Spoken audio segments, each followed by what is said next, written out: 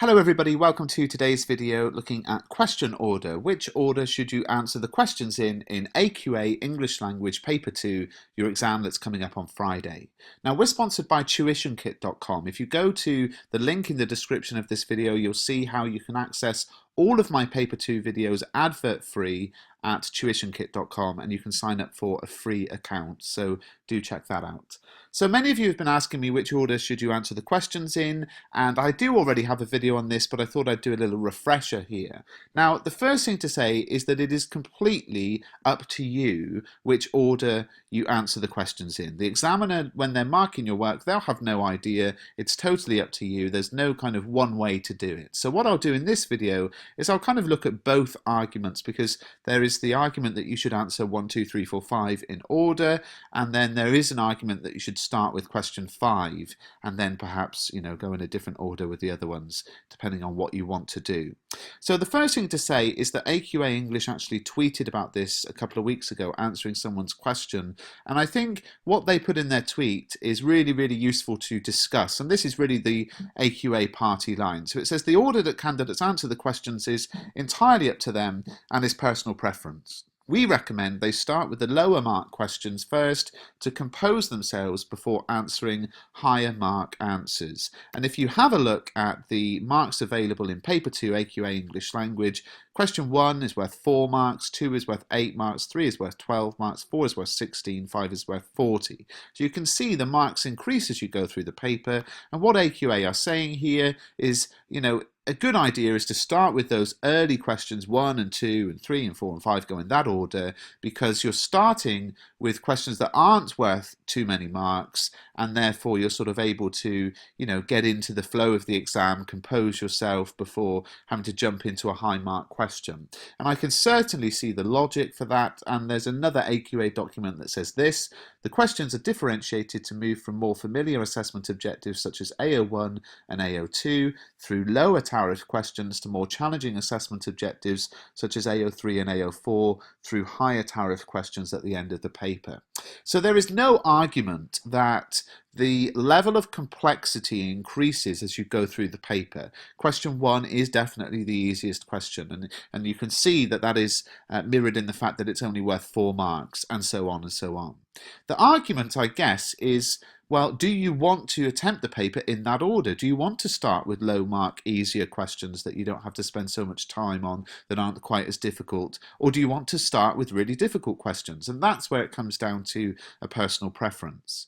But what I would say is this: in questions 1, 2, 3 and 4, and particularly in questions 2, 3 and 4, you are analysing how writers present their viewpoints. You're looking at how they use language, perhaps how they use tone or structure or irony or whatever it is they do to present their viewpoints, okay? And in question 5, you have to present your own viewpoint on a topic. So for me, I would answer 1, 2, 3, 4, 5 in order, because some of the things I've been analysing in questions 3 and 4, for example, I'm then going to think, I'm going to use those kinds of techniques in my writing for question 5. And that was the same in paper 1, wasn't it? You analyse a bit of a story, how it uses language and structure and all those kinds of things, and then you write your own descriptive or narrative piece, and of course use similar techniques. So there is an argument for attempting the questions in order, because what you look at in questions 1, 2, 3 and 4 will be useful in helping you think about what you're going to do yourself in question 5.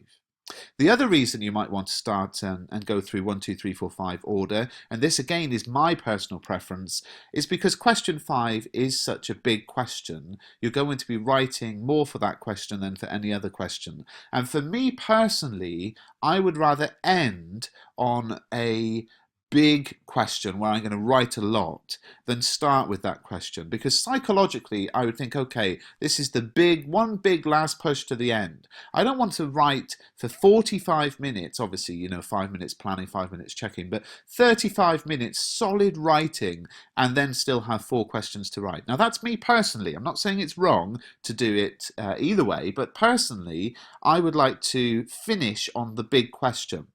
Now, here's the thing, and this is the biggest argument for attempting in the other order, is that, of course, you have to manage your timing. I've made so many videos on timing, because what you don't want to do is spend too long on these early questions and run out of time here where most of the marks are awarded.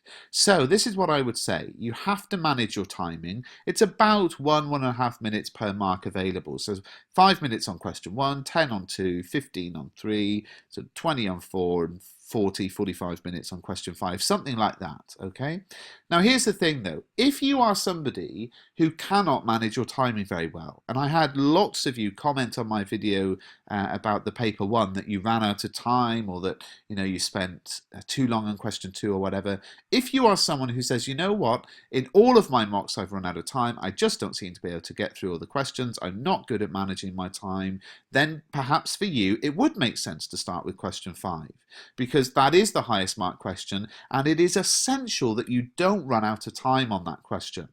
Okay, so for me, I would go 1, 2, 3, 4, 5, and I would manage my timing, and I would think about the things I analyze in the section A, and I would use similar techniques in my answer in section B, and I would psychologically want to finish on that big question, and of course the 5 minutes of checking my own spelling, punctuation and grammar, that kind of thing at the end, having time to do that without thinking, I've still got 4 questions to answer, how can I be checking my work, I've got loads to do here. That's my personal approach to how I would answer.